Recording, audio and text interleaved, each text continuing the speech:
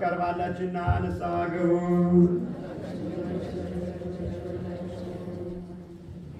የዮሐንስ ወንጌል ምዕራፍ 17 ከቁጥር 1 እስከ ፍጻሜ። ኢየሱስም ይህን ተናግሮ ለሰማዮቹን አነሳና እንዲህ አለ፣ አባት ሆይ ሰዓቱ ደርሷል። ልጅ ያከብር ዘንድ በሥጋም ሁሉ ላይ ሥልጣን እንደሰጠኸው ለሰጠው ሁሉ የዘላለምን ሕይወት ይሰጣቸው ዘንድ ልጅህን አክብረው። እውነተኛ አምላክ ብቻ የሆንክ አንተን የላከውንም ኢየሱስ ክርስቶስን ያውቁ ዘንድ ይህች የዘላለም ሕይወት ናት። እኔ ላደረግከው የሰጠኸኝ ሥራ ፈጽሜ በምድር አከበርሁህ። አሁንም አባት ሆይ ዓለም ሳይፈጠር በአንተ ዘንድ በነበረኝ ክብር አንተ በራስህ ዘንድ አክብረኝ። ከዓለም ለሰጠኝ ሰዎች ስምህን ገለጥሁላቸው። ያንተ ነበሩ፣ ለእኔም ሰጣቸው፣ ቃልህንም ጠብቀዋል።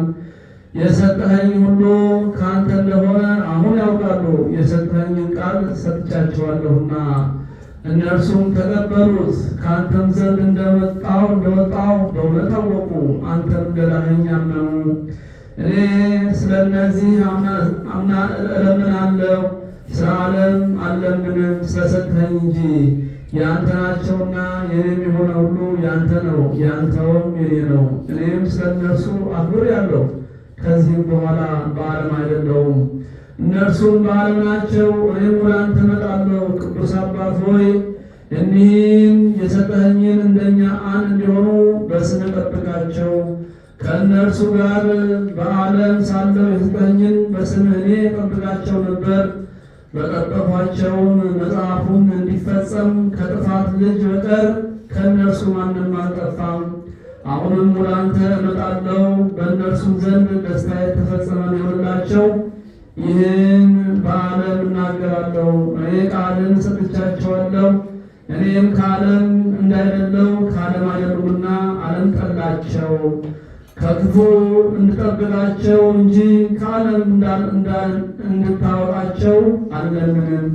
እኔ ከዓለም እንዳይደለው ከዓለም አይደሉም። በእውነት ቀድሳቸው፣ ቃልህ እውነት ነው። ወደ ዓለም እንደላከኝ እንዲሁ እኔ ወደ ዓለም ላክኋቸው። እነርሱ ደግሞ በእውነት የተቀደሱ እንዲሆኑ እኔ ራሴን ስለ እነርሱ እቀድሳለሁ።